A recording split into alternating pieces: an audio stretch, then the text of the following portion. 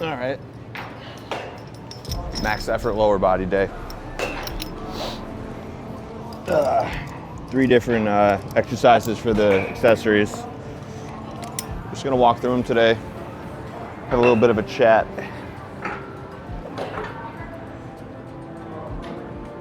Why is this pin stuck? Jeez, oh Pete's. What the hell is going on here?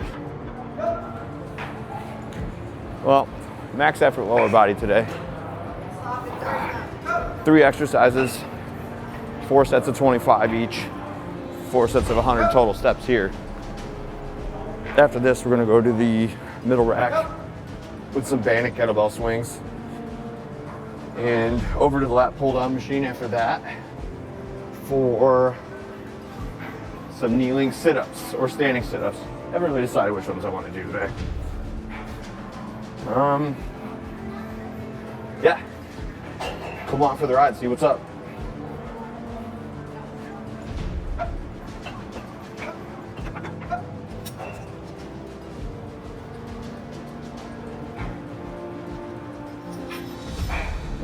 Henry, here, stop doing this.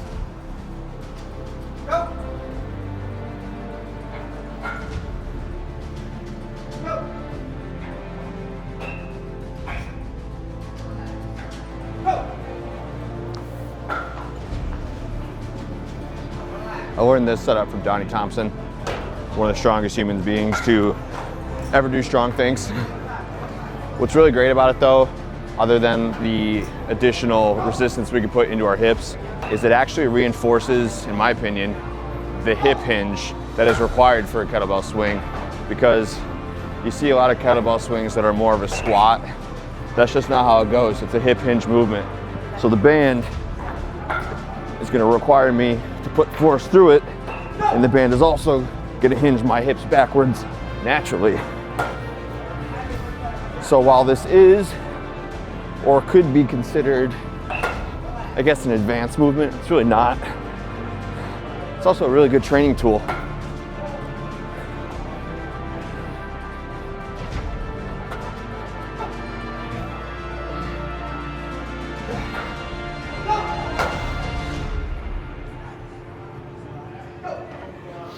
And I spent the last few weeks really hammering home the hanging leg raise.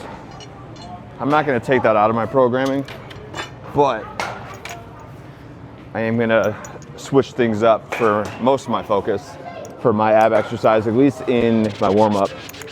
We're going to go with a standing crunch today.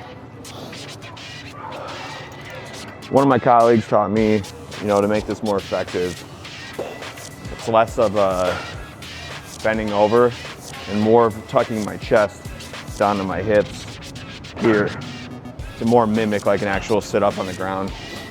Feel more of a contraction in your abs. As it is,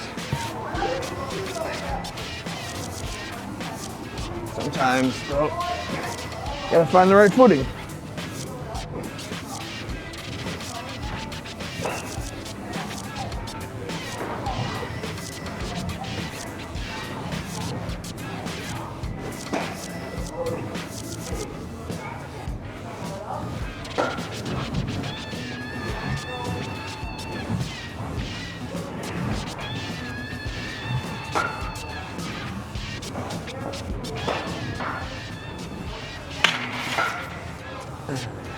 Three more sets of everything, and we're moving on to deadlifts.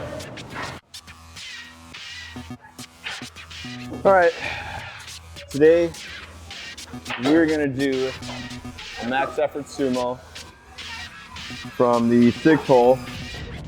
Not sure if that's what they're actually labeled in order of, but that's what I'm doing. We're gonna do quad our bands. Come on, fellas, get it. Let's go, don't hesitate, let's go. He's not gonna let you hit anything. We take our band, we're gonna loop it over once, loop it over again, quad it. How much band tension, you ask? Yes, all of it. All the band tension.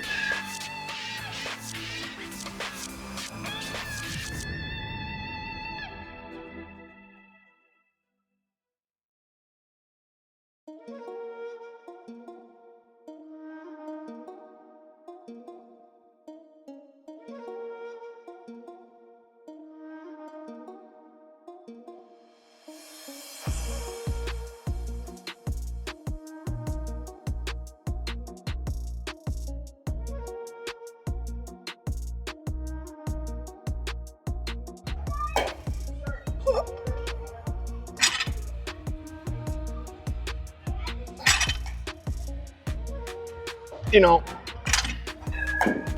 when I first started doing all this and learning from Westside Barbell and what the maximal effort method is and dynamic effort method, I caught a lot of flack from local coaches, online coaches.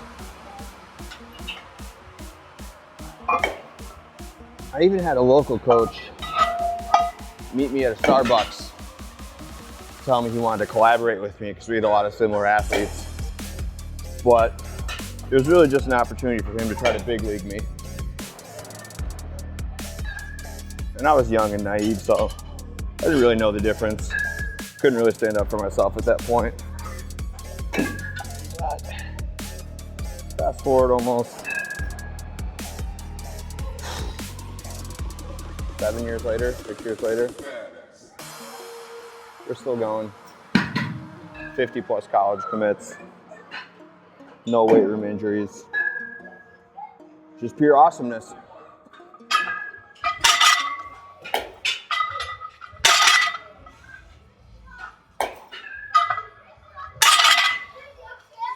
But the real reason behind it is because it's a system. It's not such as throwing stupid amounts of weight on the bar. We do our max effort lifts. Our volume is very meticulous. We're doing 3 sets of 3, not including the empty bar set, but 3 sets of 3, increasing load on each set. And after that, we'll go to 3 sets of 1 and work up to a max for the day. It doesn't mean it has to be a lifetime record, but it has to be a max effort for the day on how you're feeling.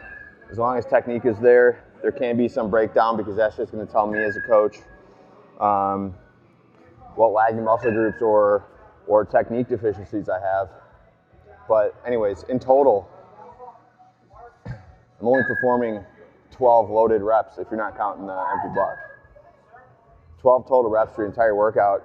I used to do a whole linear periodization type program where you do your 3 sets of 12, 4 sets of 12, etc., increasing your load or, that 70, 80, 90%. And it just started to make sense to me once I started dabbling in this and actually learning for myself and not having to read what a book says. That's too much volume at a high load.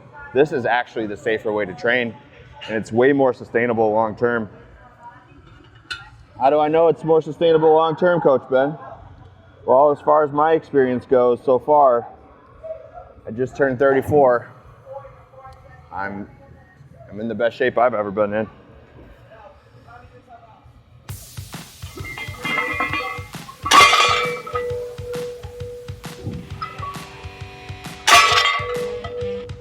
Caught the knee on that one.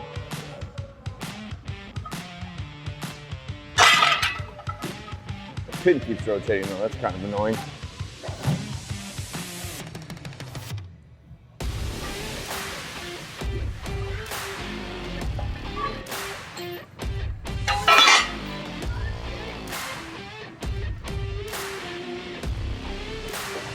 Nice job, Benny.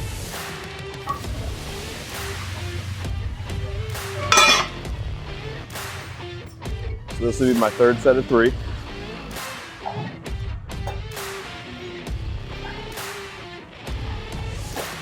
Yeah, there are some times that I'll go over that 12 reps, maybe 15 total.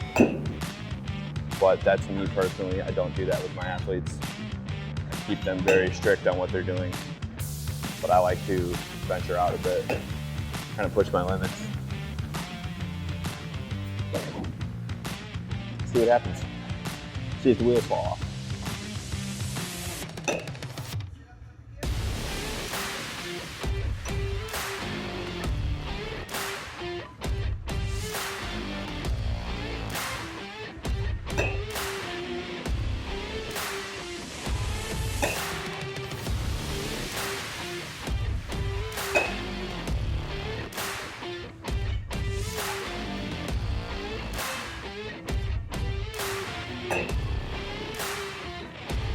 Very new to this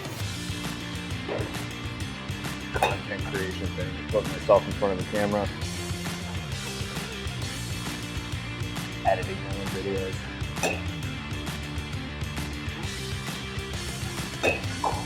a little uncomfortable, but it is what is required.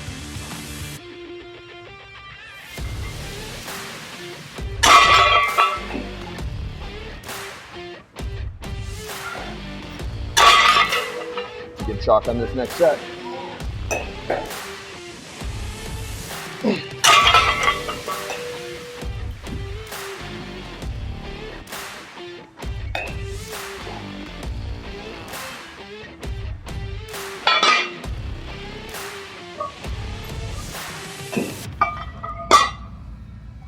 Yes, sir.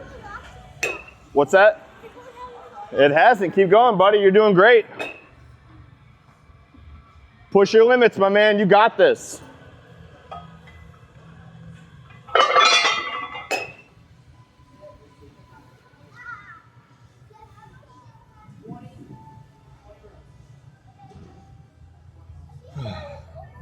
Almost.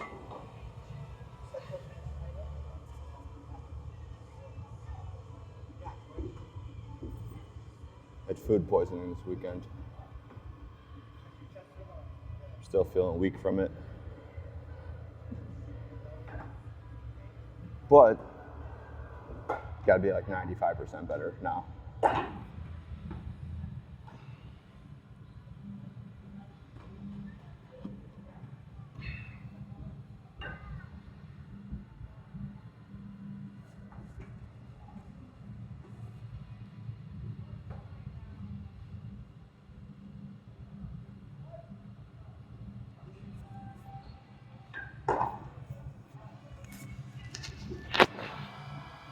All right, hoodie's coming off. It's time to get serious.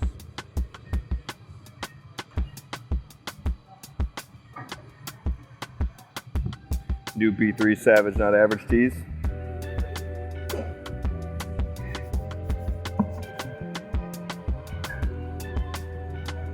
All right, 405 plus the band tension. But now we're on our ones.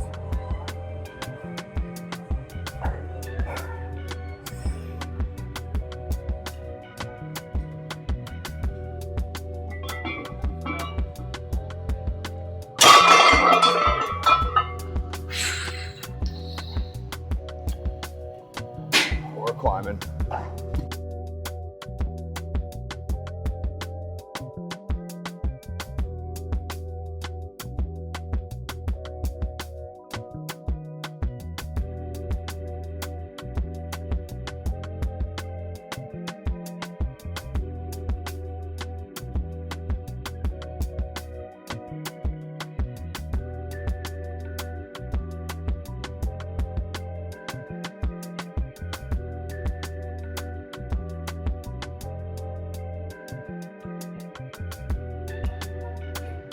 Why don't I wear a belt? I do sometimes, but most times I don't. Like 7 years ago, maybe. Well, 34 years ago, I was born with a hernia, center mass here. And about 7 years ago, I was deadlifting, actually with heavy band tension. And it kind of, that was its limit. I felt a little bit of like a muscle strain there. Then I woke up in the middle of the night and it was really strained and you could really see it pushing out more than it ever had. It had always pushed out. So I went and got it repaired. And then I discovered the breath belt. Actually, another recommendation from Donnie Thompson. Breath belt by Jesse Olinger, former NFL kicker. I got in contact with him. He sent me a couple and kind of re-taught me how to brace and use my abs. And then from then on, I used that for a long time, and then I decided I wanted to get my trunk strong as hell and not necessarily have to rely on a belt if I didn't need it. But again, I'll throw it on now and then if I feel like it. But I'm not competing, so I don't really always see the need to not just learn how to brace and grip it and rip it, you know? I'm not saying belts are bad. And you should use them if you know how to use them the right way. They're not a brace, they're a tool. All right. 5 bills.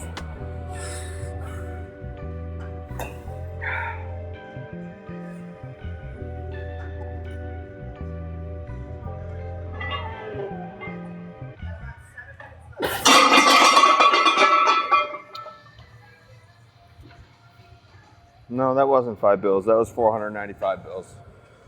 But, F it. We're gonna go one more. We're gonna go 550.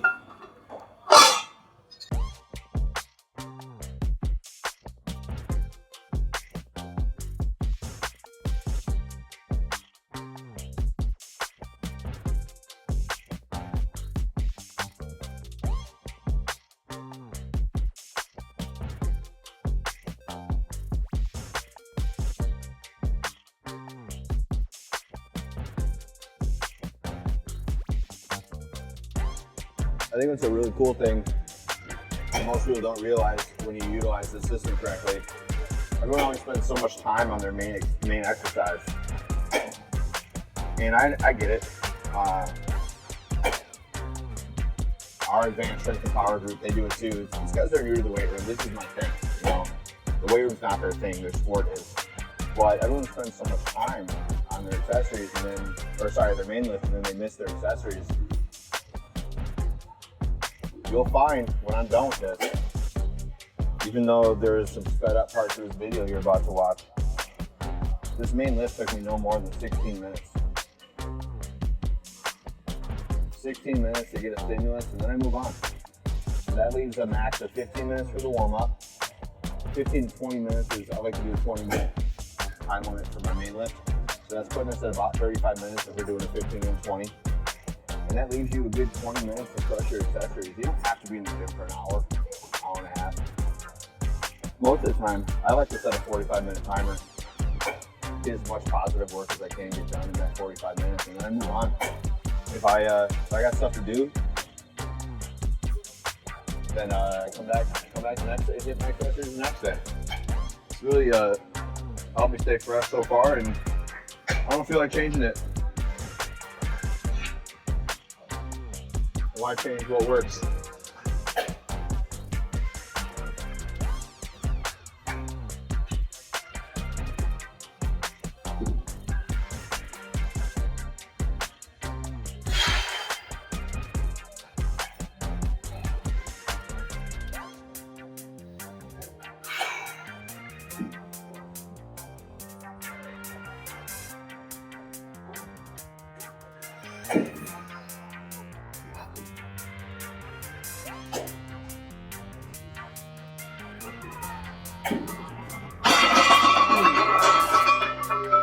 Not happening today.